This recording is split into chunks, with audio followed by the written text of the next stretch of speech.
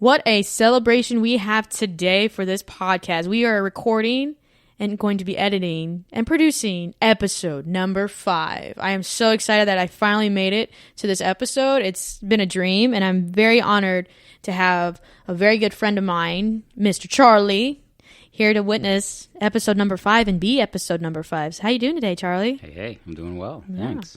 So I appreciate you definitely coming on to the show and making it to this point. It's awesome. Well, I appreciate you asking me. I didn't even know you had a podcast, and we talked about it the other day at the box, and I was like, yeah, definitely. I feel kind of like a star. I don't know that I'm that interesting to listen to, but I'll give it a shot. No, I very much enjoy the conversation that we've had, especially like when it comes to finances. But then even before finances, you didn't get into it until how old were you when you started getting into the actual finance world? I was probably 21. Oh, really? Yeah. Okay. But what did you do before that? Well, I was in the Air Force when I had a girlfriend who, so I was in the Air Force. I was an air traffic controller, and I was just dating a girl that just got into investing. Yeah, I remember her well. She was from North Dakota, and I'm from New York City, so. You're from New York City? Yeah. I didn't know that. Yeah. Oh, yeah. So I joined the Air Force. A little segue. I was going to school like people do when they're 20. I was going to Queens College, which a lot of people may not know about, but Seinfeld went to Queens College, and he would occasionally wear a sweater on the show that said Queens College. So was there any pictures you saw in the hallways, or was there anything named after him? No. Or was this too soon? No, it wasn't. But if you know about Queens College, that's probably how you know about it, unless you're from New York. Anyway, I was pretty aimless at the time, and I wasn't doing much with my life. So I got home one day from classes. If I even went to class, I don't remember. Who does? My brother was sitting outside. He was in the restaurant business, and he worked nights, so he was just there in the daytime. And he's like, and we were just talking, and he's like, why don't you join the Marines, get a fucking Marine tattoo or something like that. That's what he said. I remember it well. And so did you get one? No. Did you get any? I did get a couple tattoos. There you go. While I was in the military, but I took it as a dare. So I said, I'm gonna do it. He's like, no, you won't. You won't do it.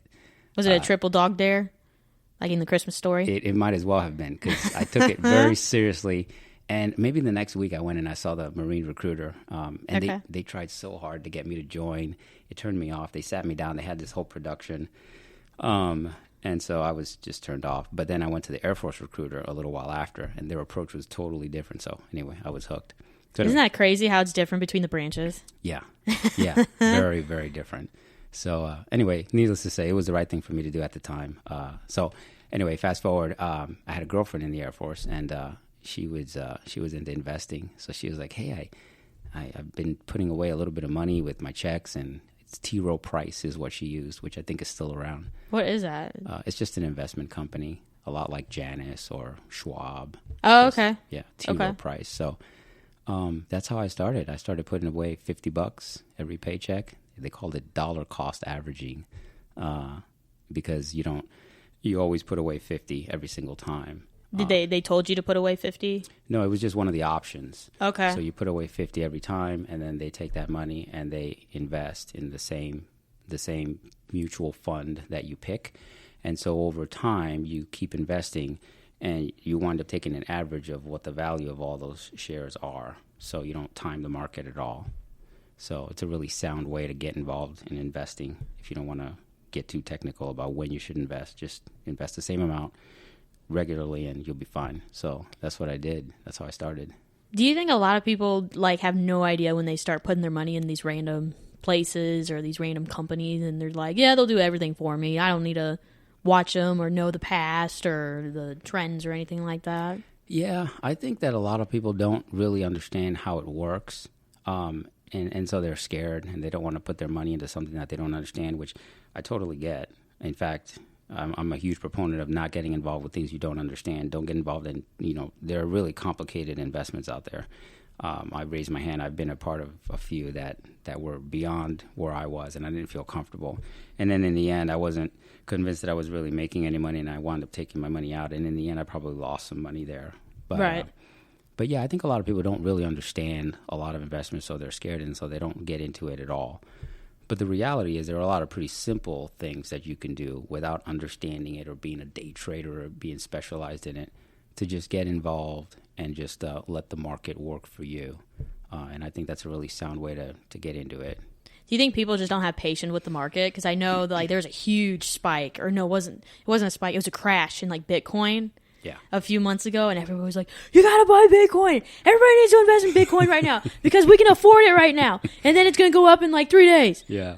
Well, the funny thing is, John at the box, he grabbed me the other day. He was at the front. And yeah. He was like, hey, I'm doing these things. And what do you think about Bitcoin?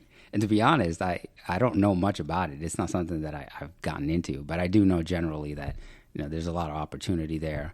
But it's risky, like risk reward. The higher the risk, the greater the reward, but the greater the chance you could really lose out on it.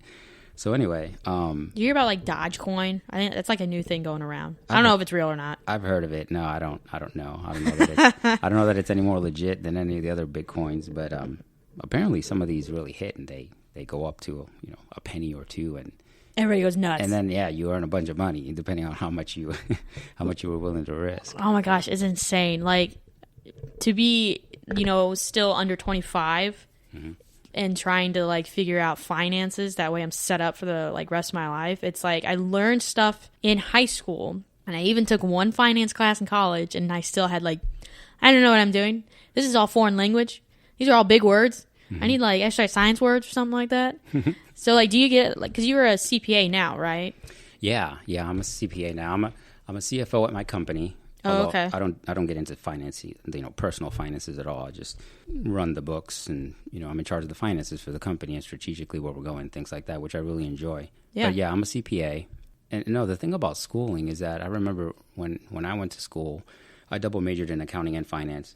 Excuse me. And I remember we had one really brilliant finance professor at IU. I went to IU in Indianapolis, and his name was Professor Smith. And he told us, don't ever try to time the market. It's not worth it.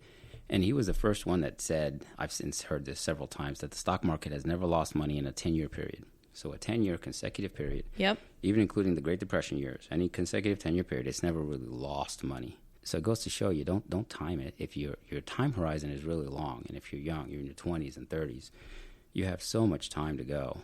Just invest it and leave it alone, and let it do its job, and it will grow. So that's the biggest thing I learned from schooling.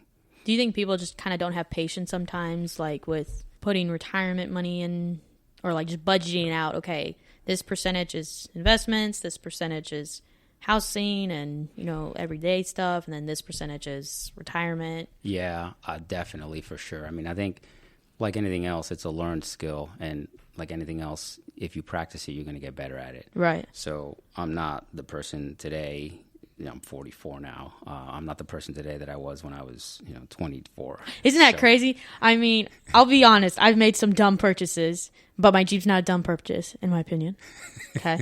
I was able to put down payment on it to afford it. By the way, I have to say, now's a great time. I love your Jeep, and I feel bad, and I have felt bad since I said it, and I still feel bad that I said Sabrina has the best Jeep at the box. I think your Jeep is great. I love your Jeep.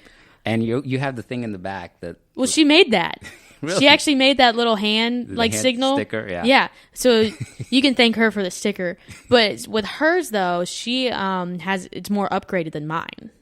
So she's got a newer model. So she's got more nicer things in it and everything like that. It's cool for sure. But when I was purchasing that Jeep though, to myself, I was like, okay, yes, I'm going to get value out of it if I go to sell it or anything like that. But I actually got a lower model because I didn't want to put myself in a position where it's like, oh, I have a nice model, but now I can't afford it. Yeah. And that was something I didn't want to happen. Yeah, no, that's super smart. A lot of times, it's like so simple and everybody gets it. Don't live, you need to live below your means. Right. So, but it's really hard to do.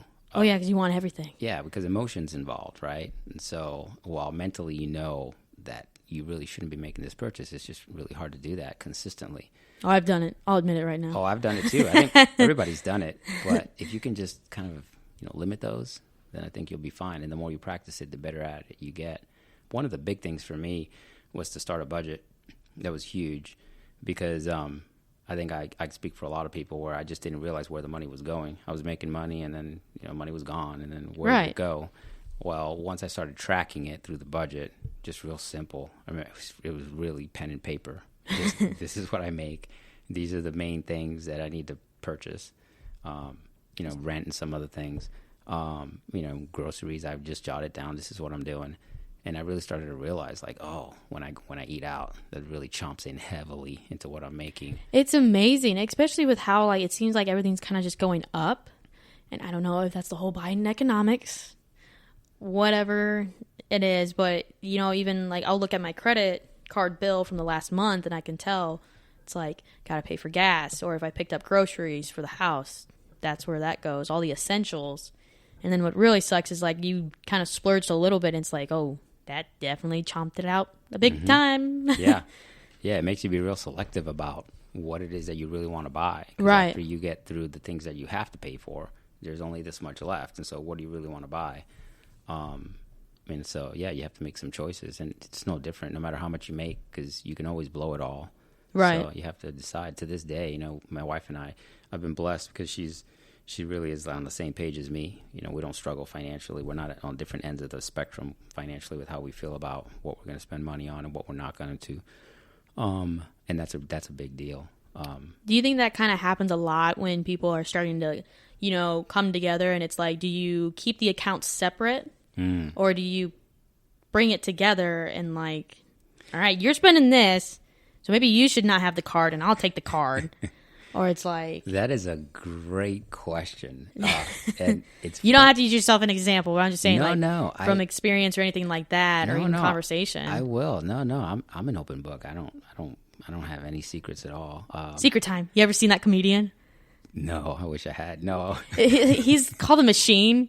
I don't know. Jake's had me watch like 2 episodes of it already, and this guy, he's nuts. And he went on a story where he was out in Russia, and he only knew so much the Russian language, and he knew the one where he could say, "I'm the machine," and so the Russians called him the Machine. So that's what he's known for. You took me off track. What was I talking about? Like the going together with a joint account or staying separate. Yeah. So the interesting thing about that is that my wife and I have talked about that. We keep things together, and we always have, because we feel like, well, you're married, you're one unit, and really at the end of the day, it's one bucket of money, and so it's just a lot easier, I think, to keep it all together. Having said that, I never really kept it apart, so I can't really speak too much to the other side. But we have thought that, like, gosh, how do you do that if you live together and you're married and you split things? Like, how does that work? How do you, some of you are going to have to pay, one of you is going to have to pay for some things, the other for the other things, and then, how does it work? It's kind of secretive and separate. And we only knew one friend of ours, couple that was married, that did that. So how'd they do it? Well, they're divorced now. Oh, whoops. Yeah, for totally different reasons, but it's interesting that it turned out that way. But I don't really know how they did it. I never really asked them how they did it, but we keep it all together, and it's really important to be on the same page. When I met Kathy, I met her speed dating. And oh my gosh, like the old fashioned where they sit at a table? Yeah. Did you really? Yeah, how was that? Thanks for making me feel old, by the way. I'm sorry. You said old fashioned, yeah. I'm sorry. That's just a new thing. Like, now it's on the dating app. So, but I love hearing about that, because it's like nobody really does it anymore, because I think people are afraid. And when we did it, I thought it was new. This is a new thing. It goes to show you how quick time goes by. 10 years later, this is the new thing. That's awesome. Yeah. Where at? Where was that? It was this place called The View. VU is what it's called. It's not there anymore, but it's on it's like where Costco is on 82nd Street. Oh, okay. On the northeast side. It's like right by there, like across the street, basically the Castleton area. Yeah. It was called the Ox or the Oxbow, something like that. After a while, now it's like an event hall or something. Else. No, it was a small little diner, is what it was. What? So anyway, you show up, and yeah. Did you go with a friend? I did. I went with a friend who didn't want to go alone. Oh, so you were a wingman. She did. Oh, okay. She didn't want to go along. I was like, yeah, sure, I'll go. And okay. I thought I'd just catch a date, but what do you know? I kind of found your wife. Hit the jackpot. Yeah, I thought I'd find a bunch of weirdos there. No disrespect. It's just. Did you like have like that conversation with a few of them? There were some odd people there, but no, for the most part, it was just normal people that they worked a lot. Yeah, and I did. I was a controller at the time. And so I had Tuesdays and Wednesdays off, and I worked Thursday, Friday, Saturday night, Sunday, Monday day. Oh, so wow. it was just an odd schedule, right? Because it's a 24-hour